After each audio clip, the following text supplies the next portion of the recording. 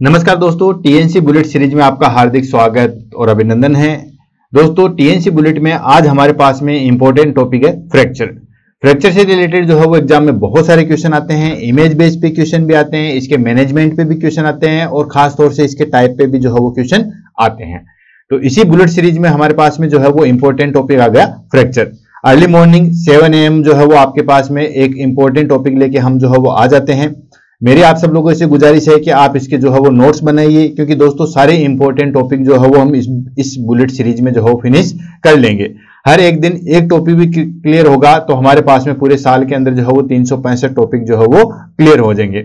एक दिन में जो है वो पहाड़ की चढ़ाई नहीं की जा सकती है, लेकिन दोस्तों सीढ़ियां दर सीढ़ियां जो है वो उस पहाड़ की चोटी तक जो है वो पहुंचा जा सकता है। ठीक उसी तरीके से एक दिन में जो है वो कोर्स पूरा नहीं होगा, लेकिन स्टेप बाय स्टेप हर एक दिन जो है हम एक नया टॉपिक लेंगे और उस टॉपिक को जो है वो फिनिश करेंगे। तो लास्ट हम जो है वो सारे जितने भी हमारे पास में इंपॉर्टेंट टॉपिक हैं वो सारे के सारे जो है वो फिनिश हो जाएंगे। क्लियर है? जो भी टॉपिक आप बताते हो वो भी हम जो है 1 बाय 1 करके जो है करवाते हैं। बस आपको ध्यान में रखना है कि जो टॉपिक हम बता रहे हैं और थोड़ा सा तेज चल रहे हैं, तो जो मैं वर्बली बताता हूं उसको भी आपको जो है वो नोट करके रखना है, क्योंकि एग्जाम में वहां से भी जो है वो क्वेश्चन निकल के आते हैं। तो दोस्तों शुरुआत करते हैं और आगे बढ़ते हैं।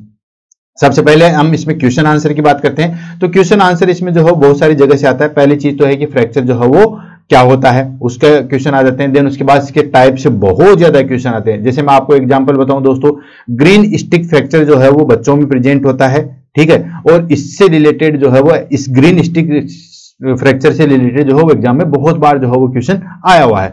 ओपन फ्रैक्चर और क्लोज फ्रैक्चर क्या होता है, इसके बारे में भी एग्जाम में बहुत बार क्वेश्चन आया है। कहने का मतलब यह है कि जो टाइप ऑफ फ्रैक्चर है उससे हमारे पास में एग्जाम में बहुत सारे क्वेश्चन जो है वो निकल के आते हैं और बच्चों को जो है बड़ा कंफ्यूजन होता है, ठीक है ना, कि सर ये टाइप कैसे याद करें या ये टाइप जो है वो किसके बेस पे है। हमने आज इसको जो है बिल्कुल सिस्टमेटिक तरीके से जो है वो बनाया है। मतलब इनकी पूरी जो है वो 3 मेजर जो है वो क्राइटेरिया डिसाइड किए हैं। देन उसके बाद उसमें से जो है वो कौन कौन से क्राइटेरिया के अंदर कौन कौन से क्वेश्चन आते हैं वो सारे जो है वो इसके अंदर इंक्लूड किए। उसके बाद आता है हमारे पास में कि फ्रैक्चर जो है वो हमारे पास में मैनेजमेंट किस तरीके से होता है, और इसके नर्सिंग मैनेजमेंट से रिलेटेड जो है बहुत सारे क्वेश्चन आते हैं। और उसके बाद आता है इसका फाइनली कॉम्प्लिकेशन क्या हो सकता है। तो फ्लैट एम्बोलाई के बारे में आपने सुना होगा, ये बहुत बार एग्जाम में क्वेश्चन आता है। वो होता है एक्चुअली मेजर फ्रैक्चर जो है उसकी वजह से, या जो मेजर बोन होती है उसका फ्रैक्चर हो जाता है वो उसकी वजह से होता है। तो कुल मिला के कहें कि बहुत सारे इसमें से जो है वो इंपॉर्टेंट क्वेश्चन जो है वो निकल के आते हैं। 1 बाय 1 करके जो है वो सबको डिस्कस करेंगे एंड देन उसके बाद जो है वो इसको टॉपिक को जो है वो फिनिश करेंगे। साथ हो जाइए मेरे और कॉपी पेन निकाल के नोट्स बनाते तैयार रहिए। अब देखो फ्रैक्चर क्या है। सिंपल एक फ्रैक्चर आपको कहता है हड्डी जो है वो ब्रेक डाउन हो जाती है, उसको क्या कहते हैं, फ्रैक्चर कहते हैं। बस यही डेफिनेशन है। Incontinuity of the bone that is called fracture. इसी चीज को तो रटना है ही नहीं है, क्योंकि दोस्तों अभी जो हमारे पास में एग्जाम है वो सारे के सारे सीबीटी बेस्ड होती है, कंप्यूटर बेस्ड टेस्ट होता है। उसमें सारे मल्टीपल चॉइस के जो है वो क्वेश्चन आते हैं। ऐसा तो नहीं है कि हमें जो है वो सब्जेक्टिव लिखना है। सब्जेक्टिव लिखना हो तो हमें जो है वो डेफिनेशन अच्छे तरीके से जो है वो रटनी पड़ती है या उसको याद करना पड़ता है। लेकिन ऑब्जेक्टिव टाइप में हमें सिर्फ चीज जो है वो समझनी पड़ती है, और समझना जो है वो सबसे ज्यादा अच्छा होता है। तो हमारे पास फ्रैक्चर आ गया कि बोन जो है वो क्रैक हो जाती है या बोन जो है ब्रेक हो जाती है, या दूसरे शब्दों में कहें कि incontinuity of the bone that is called fracture होता है। ठीक है, और फ्रैक्चर को जो है वो डिनोट भी किस तरीके से जो है वो किया जाता है, शॉर्ट फॉर्म में जो है फ्रैक्चर को इस तरीके से, ठीक है, यानी कि ये साइन अगर आपको कहीं पे भी दिख जाएगा वो डिनोट करेगा फ्रैक्चर को। तो ये चीज जो है वो जरूर ध्यान में रखना है। Just like the fracture humerus, तो ये साइन लगा के ह्यूमरस लिख दिया जाता है, या ये साइन लगा के अगर फीमर का है तो फीमर लिख दिया जाता है। तो ये जो साइन आप देख रहे हो ये है हमारे पास में बेसिकली फ्रैक्चर का साइन है। क्लियर? तो देखो आगे बढ़ते हैं। ए फ्रैक्चर इज ए ब्रेक और क्रैक, यानी कि जो हमारे पास में बोन है वो ब्रेक हो जाती है या क्रैक हो जाती है। किसकी वजह से? Bone due to excessive force, बहुत ज्यादा जो है वो फोर्स लग जाए, ठीक है, खिंचाव आ जाए, उसकी वजह से टूट जाती है, या ट्रोमा हो जाए। ट्रोमा इन द सेंस कि गिर गए, कोई भी चीज की जो है वो टक्कर लगी उसकी वजह से। Underlying medical condition like osteoporosis और बोन कैंसर, ठीक है। या तो हमारे पास में मतलब कुल मिला के शब्दों में कहें कि फ्रैक्चर जो है वो क्या होती है, बोन या हमारे पास में जो है वो बोन जो है वो ब्रेक हो जाती है या क्रैक हो जाती है। किसकी वजह से? एक्सेसिव फोर्स की वजह से, या ट्रोमा की वजह से, या कोई medical condition like that osteoporosis, calcium कम हो जाएगा और हड्डियां जो है वो वीक हो जाएगी। अब हड्डी वीक हो जाएगी तो वो तुरंत टूट जाएगी, या फिर उस बोन के अंदर जो है वो कोई कैंसर हो जाए जिसकी वजह से वो बोन जो है वो ब्रेक हो जाएगी। तो यही होता है। कोई भी बोन जो है ब्रेक होना या क्रैक होना या उसकी कंटिन्यूटी जो है वो डैमेज होना, किसकी वजह से? फोर्स की वजह से। बहुत ज्यादा खिंचाव लग जाए, जैसे हम कोई चीज को लटके हुए हैं, बहुत ज्यादा खिंचाव लग गया तो हड्डी वहां से टूट जाती है, या कोई ट्रॉमा लग गया, कोई चोट लग गई, ठीक है, एक्सीडेंट हो गया उसकी वजह से, या फिर मेडिकल कंडीशन की वजह से जो है वो बोन वीक होगी, और या फिर कैंसर हो गया जिसकी वजह से हड्डी जो है ब्रेक हो जाती है, उसको हम क्या कहते हैं दोस्तों? That is called fracture. अब उसके बाद आता है दोस्तों हमारे पास में मेन इंपॉर्टेंट चीज, that is called type of fracture. अब टाइप ऑफ फ्रैक्चर को जो है वो बहुत अलग अलग कैटेगरी में जो है वो डिवाइड किया गया। पैथोलॉजी के लिए अलग किया गया है, स्किन इन्वॉल्वमेंट के आधार पर अलग किया गया है, अलाइनमेंट के आधार पे जो है वो अलग डिवाइडेशन किया गया है। तो वन बाय वन करके जो है हम इसको लेंगे। पहला आ जाता है हमारे पास में बेस्ड ऑन स्किन इन्वॉल्वमेंट, यानी कि टाइप ऑफ फ्रैक्चर में पहला आ जाएगा कि स्किन इन्वॉल्वमेंट के आधार पे जो है वो फ्रैक्चर को कितनी कैटेगरी में डिवाइड किया गया। तो based on skin involvement, skin के इन्वॉल्वमेंट के आधार पे जो है वो हमारे पास फ्रैक्चर को जो है वो दो कैटेगरी में डिवाइड किया गया है। कौन कौन सा? पहला आ जाता है क्लोज फ्रैक्चर, जिसको सिंपल फ्रैक्चर के नाम से भी जो है वो जाना जाता है। सेकंड आ जाता है हमारे पास में ओपन फ्रैक्चर, जिसको हम जो है वो कंपाउंड फ्रैक्चर के नाम से भी जो है वो जाना जाता है। अब देखो इन दोनों में क्या डिफरेंस है। सबसे पहला एक ही मेन इंपॉर्टेंट जो है वो डिफरेंस आता है इसके अंदर, यानी कि स्किन इन्वॉल्वमेंट होता है। जैसे फॉर एग्जांपल ये बोन मेरी टूट गई और ये बोन टूटने के बाद स्किन जो है वो ब्रेक नहीं हुई है, स्किन ऐसे कैसे बोन अंदर से टूट गई है, इसको हम बोलेंगे दोस्तों क्लोज फ्रैक्चर, यानी कि स्किन जो है वो क्लोज है, ठीक है। तो अंदर जो है वो बोन टूट गई है, स्किन ऐसे कैसे है, बिल्कुल सामने से जो है वो नहीं दिखता है, या स्किन जो है वो सही सलामत है, बोन अंदर से टूट गई है, इसको हम बोलेंगे that is called close fracture, या दूसरा नाम आ गया इसका सिंपल फ्रैक्चर, ठीक है। और दूसरा आता है हमारे पास में कंपाउंड फ्रैक्चर, जिसको हम ओपन फ्रैक्चर के नाम से जानते हैं। इसमें क्या होता है दोस्तों, ये बोन टूट के जो है वो स्किन से बाहर आ जाती है, ठीक है, यानी कि बोन टूटी और वो बोन स्किन को तोड़ते हुए या स्किन को भी जो है वो फाड़ते हुए जो है बाहर आ जाएगी, इसको हम बोलेंगे दोस्तों ओपन फ्रैक्चर या फिर कंपाउंड फ्रैक्चर। अब देखो सबसे पहले ओपन फ्रैक्चर, इसको किस नाम से जाना जाता है? सिंपल फ्रैक्चर के नाम से भी जो है वो जाना जाता है। The bone is broken but does not price the skin, यानी कि बोन जो है वो ब्रेक हो जाती है लेकिन स्किन को जो है वो इंटैक्ट रहने देती है, स्किन अपनी जगह जो है वो वैसे के वैसे रहती है। सेकंड आ जाता है ओपन फ्रैक्चर, या इसको जो है वो कंपाउंड फ्रैक्चर के नाम से भी जो है वो जाना जाता है। इसके अंदर क्या होता है? The bone breaks through the skin, यानी कि बोन ब्रेक होके स्किन से भी बाहर निकल जाती है और ये इंक्रीज रिस्क ऑफ इंफेक्शन करवाती है। तो देखो आपसे एग्जाम में पूछे कि ओपन और क्लोज फ्रैक्चर में इंफेक्शन के चांसेस किसमें ज्यादा होंगे, तो दोस्तों ओपन फ्रैक्चर में जो है वो इंफेक्शन के चांसेस जो है वो ज्यादा होंगे। क्यों ज्यादा होंगे? क्योंकि ओपन हो गया, स्किन जो है वो ब्रेक हो गई है, तो वहां पे जो है वो इंफेक्शन के चांसेस जो है वो ज्यादा हो जाएंगे। जैसे फॉर एग्जाम्पल यहां पे देखो, ये यहां पे जो है वो फीमर है, फीमर के दो साइन है, ये देखिए ये हो गया हमारे पास में क्लोज फ्रैक्चर। इसमें क्या होता है? फीमर ब्रेक हो गई है लेकिन स्किन जो है वो अपनी जगह इंटैक्ट है, स्किन अपनी जगह जो है वो सही सलामत है, इसको हमने बोला दोस्तों क्लोज फ्रैक्चर। सेकंड आ जाता है हमारे पास में ओपन फ्रैक्चर। ओपन फ्रैक्चर में क्या है कि ये जो हमारे पास में फीमर थी, ये फीमर वाला पार्ट जो है वो स्किन को, देखो स्किन को ब्रेक करके, स्किन को जो है वो काट करके बाहर निकल गया, इसको हम बोलेंगे दोस्तों ओपन फ्रैक्चर। ओपन फ्रैक्चर में जो है वो इंफेक्शन के चांसेस ज्यादा होते हैं then compare to close fracture में। क्लियर होगा? तो ये हमारे पास में बेस्ड होता है skin involvement, based on skin involvement के आधार पे। सेकंड आ जाता है हमारे पास में बेस्ड ऑन ब्रेक पैटर्न, यानी कि जो हमारे पास में जो बोन ब्रेक हो रही है उसके पैटर्न के आधार पे जो है वो कैटेगराइजेशन किया गया था। तो बेस्ड ऑन ब्रेक पैटर्न के आधार पे जो है वो टोटल हमारे पास में 10 कैटेगरी में जो है वो डिवाइड किया गया। अब 10 कैटेगरी कौन कौन सी होती है उसको वन बाय वन करके लेते हैं। अब बात आती है कि 10 कैटेगरी सारी याद होनी चाहिए, जी नहीं, सारी याद होने की जरूरत नहीं है। मैंने बताया ना आपको कि ये सब्जेक्टिव एग्जाम नहीं है, ये हमारे पास में जो है वो ऑब्जेक्टिव एग्जाम है। तो ऑब्जेक्टिव एग्जाम में जो हमें क्या करना पड़ता है कि सिर्फ समझना पड़ता है, ठीक है, सारी चीजें सीक्वेंस से याद होना ये यहां पे जो है वो जरूरी नहीं होता है। तो वन बाय वन करके जो है वो ले लेते हैं। बेस्ड ऑन ब्रेक पैटर्न, यानी कि जो बोन ब्रेक हो रही है उसके पैटर्न के आधार पे जो है वो हम कितने कैटेगरी में डिवाइड करते हैं। पहला आ जाता है हमारे पास में दोस्तों कंप्लीट फ्रैक्चर।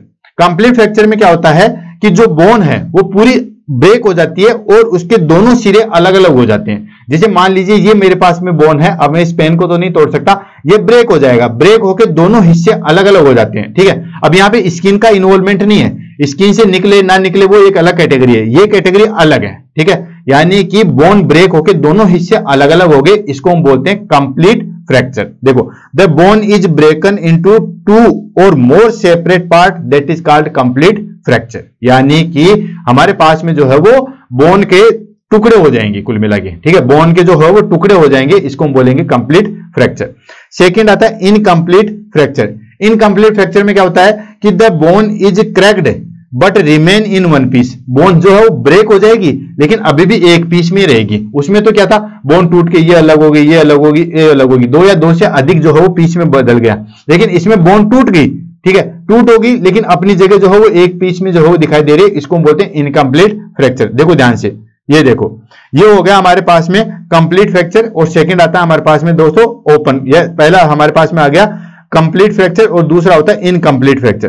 कंप्लीट फ्रैक्चर में क्या है दोस्तों, जैसे यहां पे देखो ये कंप्लीट हो गया, ठीक है, यानी कि स्किन जो है वो दो तीन चीजों में ब्रेक हो गई और उसके बाद में जो है वो यहीं पे है। सेकंड आ गया, ये देखो स्किन ब्रेक होगी लेकिन फिर भी जो है वो एक तरीके से दिख रही है, उसको हम बोलते हैं दोस्तों इनकम्प्लीट फ्रैक्चर। नेक्स्ट आता है ग्रीन स्टिक फ्रैक्चर। सबसे ज्यादा जो है वो इंपॉर्टेंट है। A partial break down common in childrens where one side bend to the another break. इसमें क्या होता है, इसको बोलते हैं ग्रीन स्टिक फ्रैक्चर। अब ये ग्रीन स्टिक जो है वो किससे लिया गया है, ये एक्चुअली फ्रैक्चर लिया गया है ग्रीन स्टिक। ग्रीन स्टिक क्या होती है दोस्तों, जो हरी छड़ी होती है। अब हरी छड़ी को अगर आप मोड़ोगे, ठीक है, तो आपने देखा होगा कि वो कट कट कट कट के आवाज आती है, लेकिन वापस से जो है वैसे की वैसी जो है वो अगर को छोड़ोगे तो वैसे रह जाएगी, लेकिन अंदर से कुछ पार्ट उसका टूट चुका है। फिर से समझ में आ रहा, यानी कि जैसे ही हमारे पास में हरी छड़ी है, उस छड़ी को हम पूरा मोड़ देंगे तो उसमें कट कट कट कट की आवाज आएगी और ऊपर से थोड़ा बहुत जो है वो टूट भी जाएगा, ठीक है, थोड़ा बहुत बाहर आउटर साइड वाला जो है वो थोड़ी बहुत चीजें जो है वो टूट भी जाएगी, लेकिन उसको बाद आप वापस छोड़ोगे तो वैसे की वैसी सिचुएशन में जो है वो आ जाती है, लेकिन फिर भी वो अंदर से ब्रेक हुई है। इसको हम बोलते हैं दोस्तों ग्रीन स्टिक फ्रैक्चर। और ये बेसिकली जो है वो बच्चों में देखने को मिलता है। क्यों देखने को मिलता है बच्चों में, क्योंकि बच्चों में जो है वो बोन जो है वो काफी ज्यादा जो है वो लचीली होती है और बोन लचीली होने की वजह से जो है वो वहां पे ग्रीन स्टिक फ्रैक्चर होता है। एग्जाम में काफी बार जो है वो इसके बारे में पूछा गया है, ग्रीन स्टिक फ्रैक्चर क्या होता है या बच्चों में जो है वो कौन सा फ्रैक्चर होता है, उसको हम बोलते हैं ग्रीन स्टिक फ्रैक्चर। ये देखो, ये यहाँ पे जो है आपको फीमर दिख रही है और यहाँ पे जैसे यहाँ पे फोर्स लगा तो अपोजिट साइड में यहाँ पे देखो थोड़ा सा जो है वो बोन जो है वो ब्रेक हो गई है। ये हो गया हमारे पास में दोस्तों ग्रीन स्टिक फ्रैक्चर। नेक्स्ट आ जाता है हमारे पास में ट्रांसवर्स फ्रैक्चर। ट्रांसवर्स फ्रैक्चर में क्या होता है कि स्ट्रेट और हॉरिजॉन्टल फ्रैक्चर होता है। जैसे ये हमारे पास में बोन है और बिल्कुल ऊपर से टूट जाए, यानी कि ट्रांसवर्स शेप में टूट जाए। एक होता है ट्रांसवर्स और एक होता है हमारे पास में जो तो हॉरिजॉन्टल, ठीक है, ट्रांसवर्स या हॉरिजॉन्टल। तो अगर स्ट्रेट और सीधा जो है वो बोन को जो है वो सीधे ट्रांसफर स्टेज में जो है वो स्ट्रेट टूट जाए, उसको हम बोलेंगे दोस्तों that is called transfer fracture.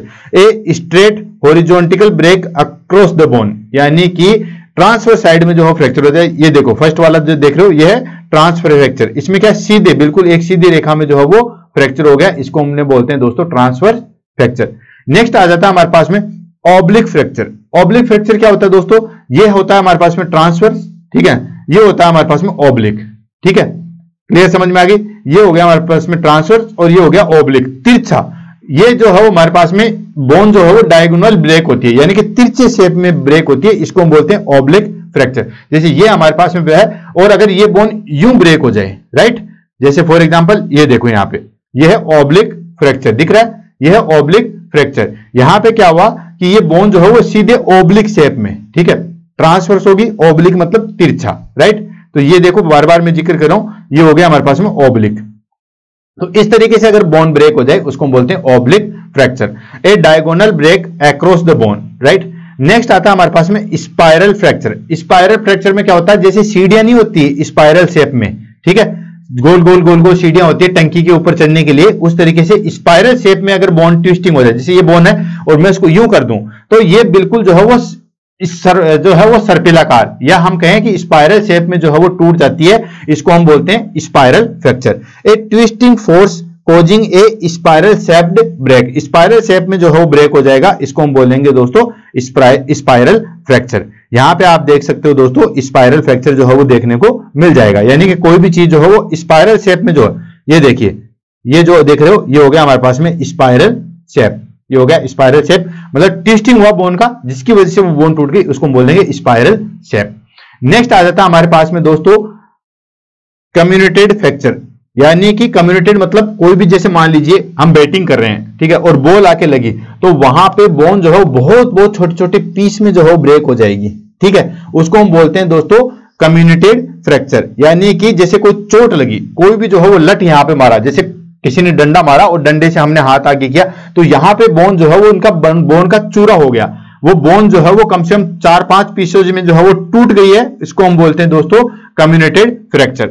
The bone is settled into multiple pieces, यानी कि बहुत सारे छोटे छोटे भाग में जो है वो बोन टूट जाती है, उसको हम क्या कहते हैं दोस्तों कम्युनिटेड फ्रैक्चर। नेक्स्ट आता है दोस्तों इंपैक्टेड फ्रैक्चर। इंपैक्टेड क्या होता है, एक बोन दूसरे के अंदर जो है वो धस जाती है, जैसे ये हमारे पास में बोन है लेकिन कहीं पे भी फोर्स लगा, एक्सीडेंट हुआ, उसकी वजह से बोन एक दूसरे में धस गई, राइट, ये बोन एक दूसरे में जो है वो फंस गई, इसको हम बोलते हैं इंपैक्टेड। इंपैक्टेड होता है धसा हुआ, फंसा हुआ, ठीक है, तो ये जैसे बोन है ये एक दूसरे में फंस गई है, इसको हम बोलते हैं impacted fracture. One broken bone fragmented pushes into the another, यानी कि एक बोन के अंदर ये बोन है, आपस में ये से बोन है और ये एक दूसरे में जो है वो फंस गई है, इसको हम बोलते हैं इंपैक्टेड फ्रैक्चर। नेक्स्ट आता है हमारे पास में दोस्तों एवल्जन फ्रैक्चर। इसमें क्या होता है दोस्तों कि हमारे पास में कोई भी टेंडन लिगामेंट से संबंधित कोई चीज जुड़ी हुई है, ठीक है, और उसकी वजह से फोर्स से वो उसी के साथ आ गई बाहर, इसको हम बोलते हैं दोस्तों एवल्जन फ्रैक्चर। जैसे फॉर एग्जांपल आपने देखा होगा कि हमारे पास में जो है वो पटेला होता है, पटेला जो है वो किससे जुड़ा हुआ है, टेंडन लिगामेंट से जुड़ा हुआ है, तो जैसे अगर कहीं फोर्स हुआ, चोट लगी, तो वो टेंडन के साथ या लिगामेंट के साथ जो है वो पुल्ड ऑफ हो जाता है, इसको हम बोलते हैं दोस्तों दैट इज कॉल्ड एवल्जन। ये देखो ध्यान से, ये यहां पे जो दिख रहा है ये हो गया एवल्जन फ्रैक्चर। इसमें क्या है कि हमारे पास में ये जो आगे जो है वो पटेला है, ठीक है, वो उस टेंडन के साथ जो है बाहर आ जाता है, उसको हम बोलते हैं दोस्तों avulsion fracture. A small piece of bone is pulled off by a tendon और लिगामेंट, यानी कि टेंडन और लिगामेंट से बोन का कुछ छोटा सा पार्ट जो है बाहर खींच के आ जाता है, उसको हम बोलते हैं दोस्तों एवल्जन फ्रैक्चर। और लास्ट में आ जाता है दोस्तों कंप्रेशन फ्रैक्चर। इसमें क्या होता है कि हमारे पास में जो है वो कंप्रेस होके, ठीक है, ज्यादा दबाव की वजह से जो है वो बोन क्रश्ड हो जाती है, ठीक है, इसको हम बोलते हैं कंप्रेशन फ्रैक्चर। अच्छा, एक था हमारे पास में कम्युनिटेड फ्रैक्चर। कम्युनिटेड फ्रैक्चर में तो क्या होता है कि बोन बहुत 3-4 छोटे छोटे पीसेज में टूटती है और इसमें कंप्रेशन हो जाता है, मतलब एक तरीके से जो है वो क्रश्ड हो जाती है, चूरा हो जाता है, ये होता है हमारे पास में कंप्रेशन फ्रैक्चर।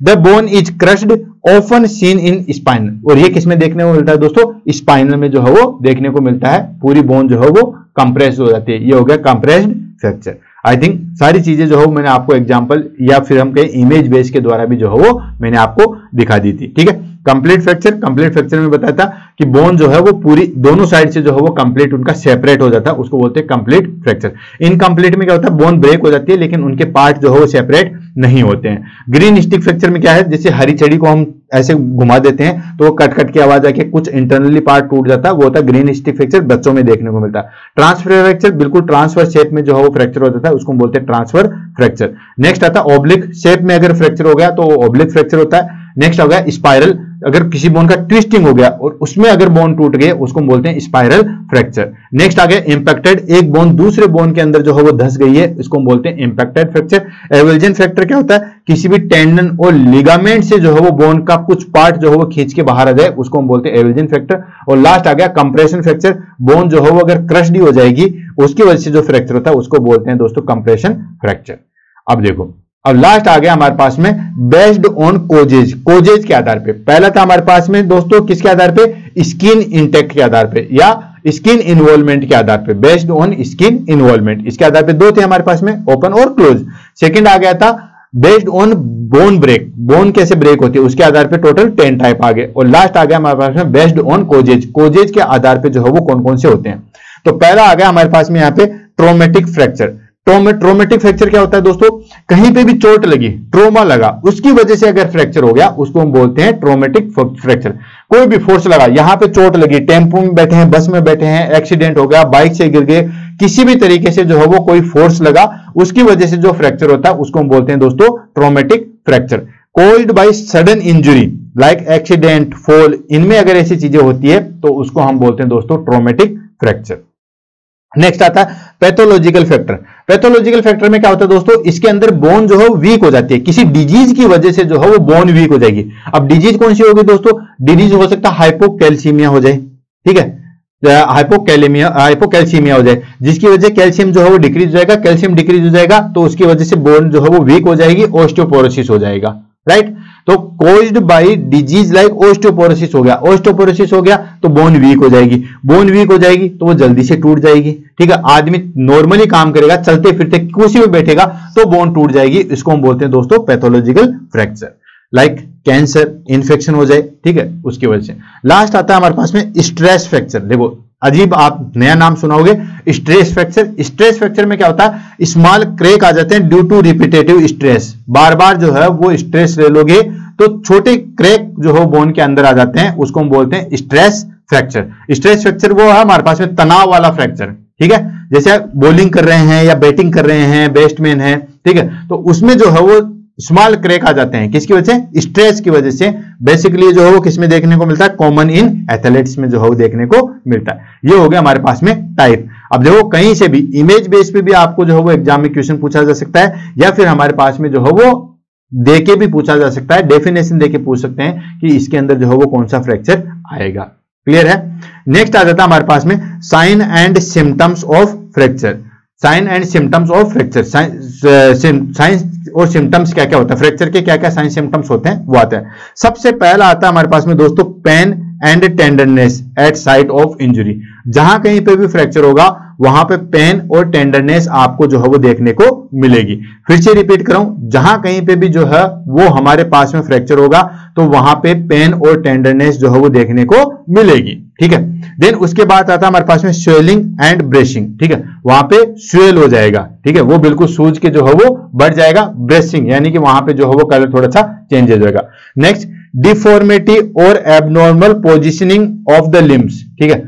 अगर फ्रैक्चर हो गया तो डिफॉर्मिटी आएगी, एबनॉर्मल पोजीशन आएगी। जैसे ये चीज फ्रैक्चर हो गया तो हाथ यूं टेढ़ा हो जाता है, ठीक है, एबनॉर्मल पोजीशन आ जाएगी लिम्स की, चाहे वो अपर लिम्ब हो या लोअर लिम्ब हो, एबनॉर्मल पोजीशन जो है वो आपको देखने को मिलेगी। Next loss of function. Of course अगर बोन टूट गई है तो फंक्शन तो जो है वो लॉस होने ही होने। तो inability to move affected part, fracture हो गया तो वो पार्ट जो है वो हमारे पास में क्या होता है कि मूव ज्यादा नहीं कर पाता है। नेक्स्ट आता है हमारे पास में क्रिप्टस। क्रिप्टस क्या होता है दोस्तों, इसको हम बोलते हैं ग्रेंटिंग साउंड, यानी कि कोई चीज जिससे टूट गई है और कटर कटर की आवाज नहीं आती, उसको हम बोलते हैं क्रिप्टस, ठीक है। ये जो है वो हमारे पास में जब फ्रैक्चर जो हो गया है तो फ्रैक्चर वाले पार्ट को अगर आप हिलाओगे, वैसे तो मूव करना ही नहीं होता, अभी मैनेजमेंट में पढ़ेंगे कि उसको मूव नहीं करना होता है, लेकिन अगर फिर भी आप जो है वो अगर उसको थोड़ा बहुत मूव करोगे तो वहां पे जो है वो एक साउंड सुनाई देगा, कटक कटक कटक की आवाज आएगी, जिसको हम बोलते हैं दोस्तों क्रिप्टस। ये भी एक मेन साइन सिम्टम्स है। नेक्स्ट बोन प्रोट्रूजन्स, यानी कि बोन जो है वो बाहर ही निकल के आ जाती है। ये बेसिकली जो है वो ओपन फ्रैक्चर में जो है वो देखने को मिलता है। नेक्स्ट आता है हमारे पास में डायग्नोसिस ऑफ फ्रैक्चर। फ्रैक्चर का जो है वो डायग्नोसिस कैसे करोगे, तो पहला डायग्नोसिस तो होता है हमारे पास में दोस्तों फिजिकल एग्जामिनेशन। और फिजिकल एग्जामिनेशन जो है वो दोस्तों मस्ट होता है। क्यों मस्ट होता है, क्योंकि कई बार सही तरीके से फिजिकल एग्जामिनेशन नहीं होने की वजह से लगता है कि हमारे यहाँ पे जो है वो स्ट्रेस, या हमें कहें कि लिगामेंट, या हम कहें कि स्प्रेन या स्ट्रेन है, और हम जो है वो मोची या जो पहलवान आते हैं, ठीक है, जिसको कहते हैं मरोड़ निकालना, तो वो निकलवाने चले जाते हैं, पता चलता है वहां पे फ्रैक्चर है और उस फ्रैक्चर को जो है वो और ज्यादा फ्रैक्चर में जो है वो बदल दिया। इसलिए फिजिकल एग्जामिनेशन जो है वो मस्ट है। देखो स्प्रेन हो गया या स्ट्रेन हो गया, उसमें मोमेंट जो है वो लिमिटेड हो जाता है, लेकिन बोन के फ्रैक्चर में जो है वो बोन के फ्रैक्चर में जो है वो मोमेंट होगा ही नहीं, ठीक है। तो ये चीज जो है वो ध्यान रखना। तो इसमें checking deformity, swelling end moment, ये तीनों चीजें जो है वो चेक करते हैं और फिर ही जो है वो आगे कदम बढ़ाते हैं। Next x ray, most important imaging test है, ठीक है। जहां कहीं भी फ्रैक्चर हुआ हम इमीडिएटली क्या करवाते हैं, एक्सरे करवाते हैं, और ऑलमोस्ट एक्सरे में ही जो है वो पता चल जाता है नॉर्मल जितने भी हमारे पास में सिंपल बोन है।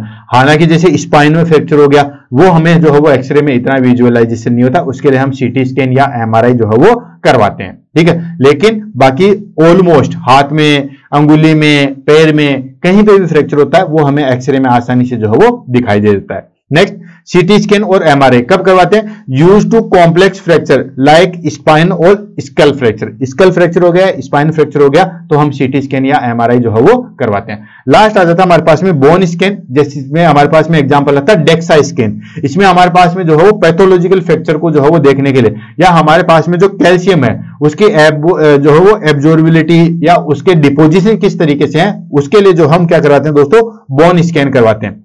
फॉर स्ट्रेस फ्रैक्चर और पैथोलॉजिकल फ्रैक्चर, स्ट्रेस फ्रैक्चर मतलब तनाव से जो है वो कोई चीज न टूट जाए, या फिर पैथोलॉजी की वजह से जो है वो फ्रैक्चर नहीं हो जाए, हाइपोकैल्सीमिया की वजह से जो है फ्रैक्चर नहीं हो जाए, उसके आइडेंटिफिकेशन के लिए हम क्या करवाते हैं दोस्तों, बोन स्कैन करवाते हैं।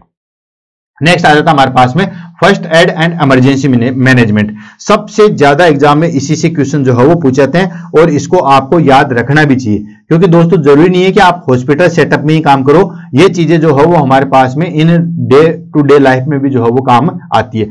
फर्स्ट आ जाता है हमारे पास में दैट इज कॉल्ड इमोबिलाइजेशन। अगर कहीं पे भी फ्रैक्चर हो गया है तो उस पार्ट को इमोबिलाइज करना है, कैसे भी करके। आपने देखा होगा, कई मूवी में देखा होगा कि जो आर्मी पर्सन होता है, फ्रैक्चर हो जाता है तो वो अपने चारों तरफ उस पैर के ऊपर जो है वो छोटी छोटी बांस की खपचियां बांध के उसको बांध लेता है। ठीक है, क्यों बांध लेता है? ताकि उसको जो है वो इमोबिलाइजेशन किया जा सके। यूज स्प्लिंट और सिलिंग टू प्रिवेंट मूवमेंट, यानी कि स्लिंग जिस तरीके से जो है वो, यानी कि उसको फिक्स कर दिया जाता है, कोई भी मूवमेंट नहीं किया जाता है, क्योंकि हमें पार्ट को क्या रखना है दोस्तों, इमोबिलाइजेशन रखना है। जैसे फॉर एग्जांपल ये हो गया, देखो यहां पे स्लिंग या फिर कास्ट बांध के जो है वो जो पार्ट हमारे पास में फ्रैक्चर है उसको फिक्स कर दिया जाता है। Clear.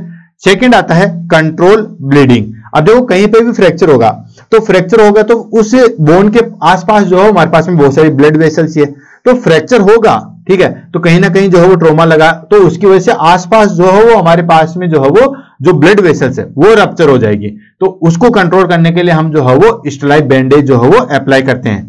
Apply Sterlite bandage in open fracture. अगर कहीं पे भी ब्लीडिंग है उसको रोकना भी जरूरी है। क्यों? क्योंकि दोस्तों अगर ब्लीडिंग नहीं रोका गया है तो लास्ट में जो है हमारे पास में ब्लड लॉस हो जाएगा और ज्यादा क्रिटिकल कंडीशन जो है वो आ जाएगी। नेक्स्ट आता है कोल्ड कंप्रेशन। कोल्ड कंप्रेशन क्यों? बर्फ से या इससे जो है वो सिकाई की जाती है। क्यों? इससे क्या होता है कि स्वेलिंग जो है वो रिड्यूस होती है, और स्वेलिंग रिड्यूस जो है में करनी होती है। जैसे फॉर एग्जांपल फ्रैक्चर हुआ, अगर बहुत ज्यादा स्वेलिंग है ना तो हम उसको ऑपरेट भी नहीं कर पाते हैं। तो फिजिशियन ने कई बार देखा होगा कि बहुत ज्यादा स्वेलिंग है तो 1-2 दिन बाद जो है वो ऑपरेट करते हैं, उसको जो है वो ट्रैक्शन पे इमोबिलाइज रख के उस पार्ट को जो है वो रख दिया जाता है, और 1-2 दिन बाद जो है वो टेस्ट पे जो है हमारे पास में ट्रीटमेंट किया जाता है। तो स्वेलिंग जो है वो हमें रिड्यूस करनी होती है, और स्वेलिंग रिड्यूस करने का जो है वो अच्छा फॉर्मूला है कोल्ड कंप्रेशन। लास्ट आ जाता है हमारे पास में अवॉइड मूविंग द पेशेंट, यानी कि पेशेंट को जो है वो ज्यादा मूव नहीं करवाया था, स्पेशली स्पाइन और मेजर फ्रैक्चर में। क्यों नहीं करवाया था दोस्तों? कि अगर स्पाइनल फ्रैक्चर में जो है वो अगर आपने ज्यादा मूव किया तो वहां पे नर्व डैमेज होने की संभावना ज्यादा है, और अगर मेजर लिम्ब फ्रैक्चर है अगर वहां पे ज्यादा मूवमेंट करवाया तो वहां पे फेट एम्बोलिज्म होने की संभावना जो है वो सबसे ज्यादा है। तो याद रखना, मेजर लिम्ब फ्रैक्चर होगा तो उसमें हमारे पास में फेट एम्बोलाई जो है वो होने की संभावना जो है वो ज्यादा हो जाती है, और स्पाइनल फ्रैक्चर है तो नर्व डैमेज होने की संभावना जो है वो ज्यादा हो जाती है। तो ये चीज जो है वो ध्यान में रखना, इसलिए ज्यादा नहीं करवाते। नेक्स्ट आता है सिक मेडिकल हेल्प इमीडिएटली। इमीडिएटली जो है वो हमें मेडिकल पर्सन की जो है वो या मेडिकल फैसिलिटी की जो है हेल्प लेनी चाहिए। क्लियर। ये हो गया हमारे पास में फर्स्ट एड मैनेजमेंट। नेक्स्ट आ जाता है हमारे पास में ट्रीटमेंट। ट्रीटमेंट में हम क्या करते हैं दोस्तों? अब आगे अब ट्रीटमेंट हमारे पास में इसमें जो है वो तीनों तरीके से होता है। नर्सिंग मैनेजमेंट भी होता है, या नर्सिंग साइड से भी कर सकते हैं, सर्जिकल भी कर सकते हैं, और हमारे पास में जो है वो नॉन सर्जिकल भी कर सकते हैं। नॉन सर्जिकल कैसे? Non surgical in the sense कि चलो ठीक है, कई बार क्या होता है कि फ्रैक्चर हो गया तो उस फ्रैक्चर में अगर फैसिलिटी नहीं है तो हम उस पार्ट को जो है वो इमोबिलाइज रख देंगे तो बोन ऑटोमेटिकली जो है वो जुड़ जाती है। तो इसके लिए हम कास्टिंग या स्प्लिटिंग करते हैं, या फिर हम जो है वो ट्रैक्शन लगाते हैं। तो ये हो गया हमारे पास में नॉन सर्जिकल मैनेजमेंट। ठीक है, तो ये हो गया हमारे पास में non surgical management. Non surgical management में पहला आ गया हमारे पास में कास्टिंग या स्प्लिटिंग। इसमें क्या करते हैं कि उस फ्रैक्चर वाले पार्ट को जो है वो स्टेबल कर देते हैं ताकि बोन जो है वो ऑटोमेटिकली धीरे धीरे जो है वो जुड़ जाए। सेकंड आता है हमारे पास में दोस्तों ट्रैक्शन। यूज वेज और पुली टू अलाइन द बोन, यानी कि ट्रैक्शन जो है वो लगा दिया जाता है। तो ट्रैक्शन में जो हमारे पास में स्किन ट्रैक्शन है वो इसके अंदर आएगा, नॉन सर्जिकल ट्रीटमेंट के अंदर आएगा। जो बोन ट्रैक्शन है उसमें हमारे पास में जो है बोन के अंदर पिन लगाई जाती है, फिर ट्रैक्शन लाता है, वो सर्जिकल में चला जाता है। मैं दोनों ही दिखाता हूं, हालांकि 2-3 दिन पहले ही जो है वो इसके बारे में जो है वो क्लास ली गई थी। जैसे फॉर एग्जाम्पल यहाँ पे जो है वो फ्रैक्चर है, ठीक है, यहाँ पे जो है वो फ्रैक्चर है, तो यहाँ पे इस बोन के यहाँ पे पास में जो है बैंडेज बांध के एक वेट जो है वो पर्टिकुलर साइज का वेट जो है वो यहाँ पे लगा दिया जाता है। ये होता है ट्रैक्शन, ठीक है, ताकि बोन जो है वो इमोवेबल हो जाए। सेकेंड ट्रैक्शन आता है जो बोन के अंदर पिन लगा के, इस बोन के अंदर पिन लगा के जो है वो फिर पुल किया जाता है। ये होता है हमारे पास में दोस्तों बोन ट्रैक्शन या स्केलेटल ट्रैक्शन। स्केलेटल ट्रैक्शन जो है वो हमारे पास में इन्वेजिव प्रोसीजर है, और जो स्किन ट्रैक्शन है ये जो आप देख रहे हो ये नॉन इन्वेजिव प्रेशर है। इसके बारे में बहुत डिटेल से जो अभी 2-3 दिन पहले क्लास हुई थी, आप वहां पे भी जाके जो है वो देख सकते हो। नेक्स्ट आता था हमारे पास में सर्जिकल मैनेजमेंट। सर्जिकल मैनेजमेंट जो है वो काफी इंपॉर्टेंट है। सर्जिकल मैनेजमेंट कैसे करेंगे? ऑफ कोर्स सर्जिकल मैनेजमेंट में हम जो है वो सर्जरी करके उस चीज को जो है वो ठीक करेंगे। अब उसमें हमारे पास में जो है वो 2 टाइप की सर्जरी होती है। पहला आता है हमारे पास में इंटरनल फिक्सेशन, और सेकंड आता है हमारे पास में एक्सटर्नल फिक्सेशन। अब देखो इसको थोड़ा सा जो है वो समझ लो। Internal fixation in the sense हमने कट लगाया, फिर बोन के अंदर जो है वो लगा कि यहाँ पे प्लेट लगानी है, स्क्रू लगाना है, एक रोड लगाना है, एक नेलिंग लगानी है, प्लेट लगाना है, वायर लगाना है, कुछ भी जो है वो लगाना है, और उसको फिर फिक्स किया, उसको हम बोलते हैं दोस्तों इंटरनल फिक्सेशन। यानी कि स्किन को काट के ओपन करके बोन में जो है वो इंटरनली जाके जो है वो उस बोन को फिक्स किया जाता है, उसको हम बोलते हैं दोस्तों internal fixation. Like using plates, screw, road और पिन जो है वो लगा के बोन को स्टेबलाइज कर दिया जाता है, उसको हम बोलते हैं इंटरनल फिक्सेशन। सेकंड आता है एक्सटर्नल फिक्सेशन। एक्सटर्नल फिक्सेशन में क्या करते हैं कि बाहर की साइड में एक फ्रेम बना दी जाती है, और उसके अंदर पिन लगा के अंदर वाली चीजों को जो है वो सेट किया जाता है। समझ में आ गया?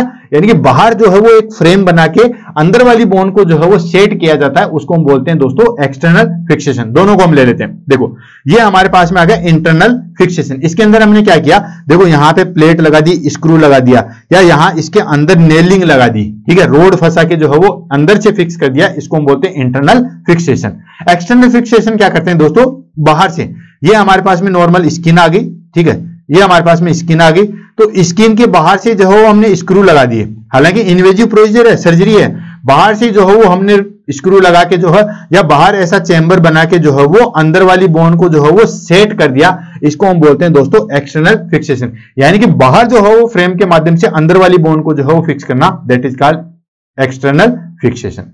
नेक्स्ट आ जाता है हमारे पास में दोस्तों कॉम्प्लिकेशन ऑफ फ्रैक्चर।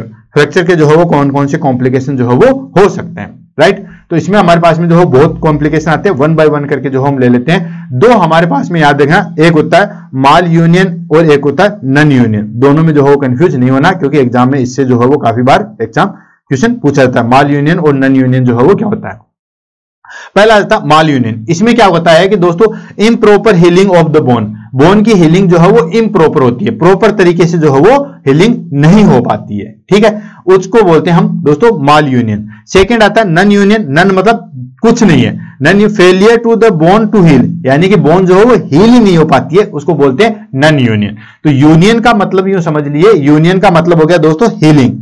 यूनियन का अगर हम मतलब समझे तो हो गया हीलिंग, यूनियन का मतलब हो गया हीलिंग, और हीलिंग में हमारे पास में आ गया माल यूनियन। माल को आपको पता है, माल मतलब कम, तो अगर हीलिंग प्रॉपर नहीं हो रही है उसको हम बोलेंगे that is called mall union, और अगर हीलिंग हो ही नहीं रही, नॉन मतलब नील, उसको बोलेंगे नॉन यूनियन। नेक्स्ट आता है इन्फेक्शन। इन्फेक्शन भी बिल्कुल मोस्ट कॉमन होता है किसमें, ओपन फ्रैक्चर में। ये भी एग्जाम में काफी बार पूछा गया है कि इन्फेक्शन जो है वो सबसे ज्यादा किसमें देखने को मिलेगा, that is called open fracture में देखने को मिलेगा। क्लोज फ्रैक्चर में जो है वो इन्फेक्शन के चांसेस जो है बहुत कम होते हैं। नेक्स्ट आता है हमारे पास में कंपार्टमेंट सिंड्रोम। याद रखना, ये भी काफी बार एग्जाम में पूछा गया, कंपार्टमेंट सिंड्रोम। इसके अंदर क्या होता है दोस्तों, increase pressure inside the muscles leading to tissue damage, ठीक है, यानी कि अंदर जो है, यानी कि होता क्या है, जैसे हमने बैंडेज लगा दिया या हमने प्लास्टर कर दिया। अब प्लास्टर करने से क्या होगा कि सपोज कि अंदर जो है वो ब्लीडिंग या एडिमा ज्यादा हो गया, तो अंदर एडिमा या ब्लीडिंग ज्यादा हो रहा है, बाहर से जो है वो प्लास्टर लगा हुआ है, तो फाइनली प्रेशर जो है वो किस पे जाएगा, हमारे पास में जो टिश्यू डैमेज हो रहे हैं वहां पे जाएगा, उसको हम बोलते हैं दोस्तों कंपार्टमेंट सिंड्रोम। याद रखना, काफी बार जो है वो एग्जाम में पूछा गया है। मेन कॉम्प्लिकेशन क्या है, that is called compartment syndrome. Next आ जाता है हमारे पास में फेट एम्बोलाई। इसके बारे में भी एग्जाम में क्वेश्चन पूछा गया है। अब इसमें क्या पूछा गया है, फेट एम्बोलाई मेन जो मेजर बोन होती है, जैसे कि फीमर हुआ, टिबिया हुआ, तो जो मेजर बोन है अगर उनका फ्रैक्चर होता है और 24 आवर्स के अंदर अगर कोई क्लाइंट को डेथ हो जाती है, उसका मेन रीजन होता है दोस्तों हमारे पास में fat emboli. Fat emboli main complication होता है, इसका ध्यान रखना। 24 घंटे के अंदर जो है वो उस क्लाइंट की जो है वो डेथ हो जाती है, उसको हम बोलते हैं दोस्तों फेट एम्बोलाई।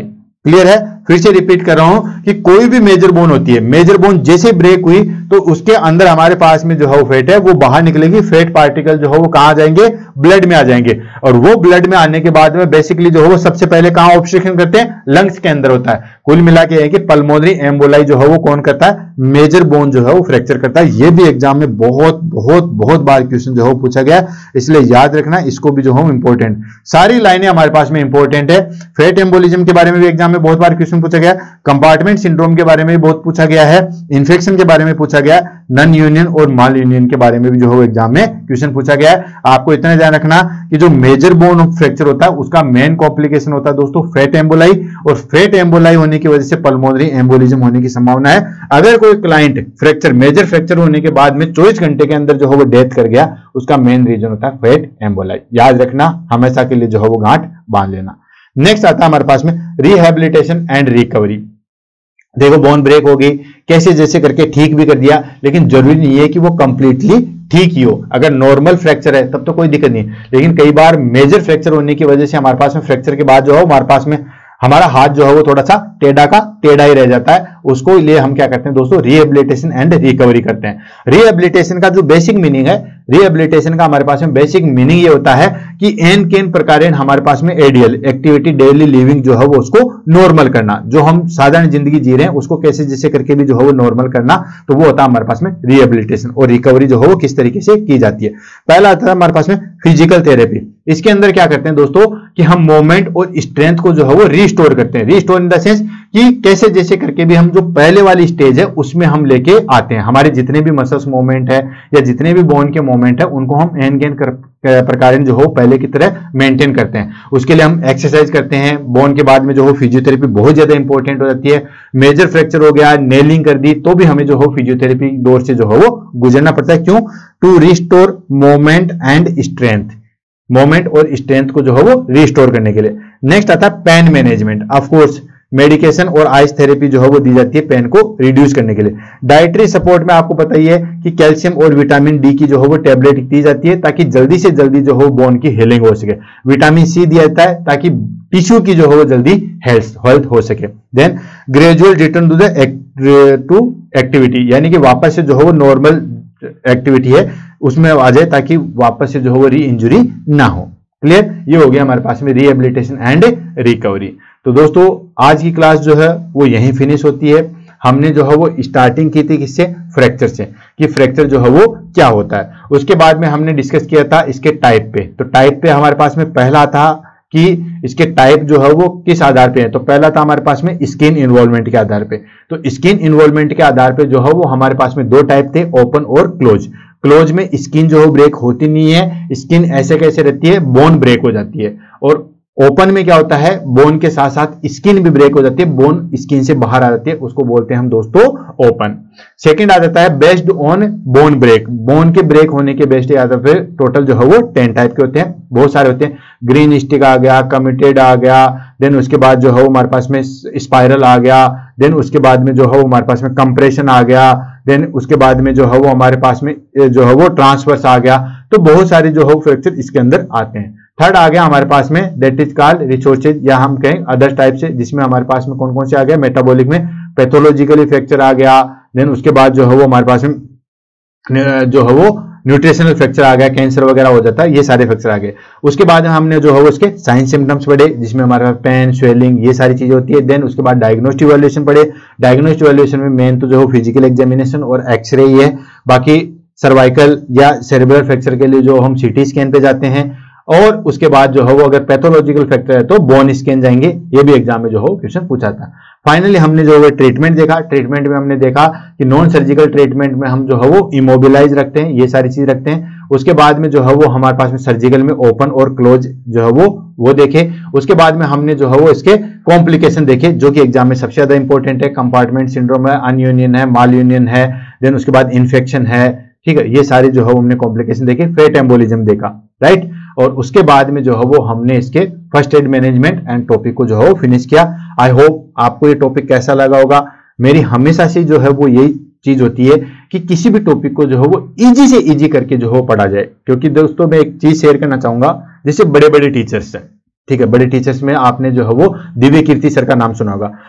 उन्हीं के इंटरव्यू में जो है एक बार सुना था कि हमेशा बच्चों को जो है वो स्टोरी के माध्यम से जितना इजी समझा दोगे वही टीचर बेस्ट है। क्योंकि मैटर तो बहुत है, गूगल पढ़ा, यूट्यूब पढ़ी, चैट जीपीटी पढ़ी, आजकल तो इतनी सारी चीजें आ गई है कि भंडार पड़ा है। लेकिन उस भंडार को बच्चों तक डिलीवर करना या बच्चों को कितना अंडरस्टेबल बनाना, उस हार्ड चीज को इजी बनाना, वही मेन चीज जो है वो टीचर की खास बात होती है। और उसमें मैं कर रहा हूं, मैं तो उस टीचर के जो है वो समुद्र की एक बूंद भी नहीं हूं, लेकिन कोशिश ये कर रहा हूं कि आपको जो है वो ज्यादा से ज्यादा चीजें जो है वो समझ में है, ज्यादा से ज्यादा चीजें जो है वो क्लियर हो और स्टडी जो है वो परमानेंट जो है वो सेकेंडरी मेमोरी में चली जाए और उससे एग्जाम में जो है वो क्वेश्चन आए। दोस्तों आज की क्लास को जो है वो यहीं खत्म करते हैं। नेक्स्ट क्लास में नए डिसऑर्डर के साथ मिलेंगे। तब तक के लिए दोस्तों all the best, have a nice day, thank you so much.